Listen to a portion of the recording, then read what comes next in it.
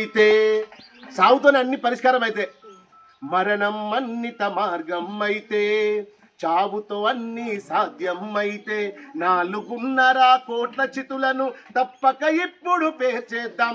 తల్లిని పిల్లని గొడ్డు గోద భూమిని బూడిద చేసేద్దాం. శ్మశాన వాటిక మన స్వరాజ్యమై స్వరాష్ట్ర స్వప్నం తిలకిద్దాం. బలిదానాలకు అడిగడుదాం.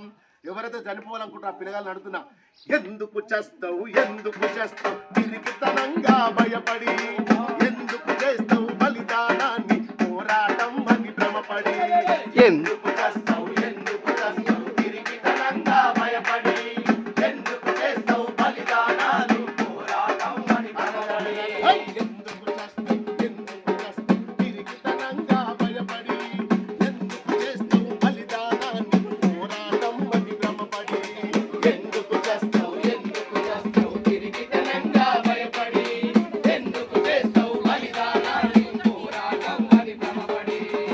కడుపుల నిన్ను మోసిన తల్లి పురిటి నొప్పులకు ముందే జడిసి, వద్దనుకుంటే భరించనంటే పుట్టేవాడివని వసలు. ఈ నిజం తెలుసుకోరా ఎవరు, ఒక బిడ్డకు తల్లి జన్మనిత్తుట సాగుతాడే సావాసం.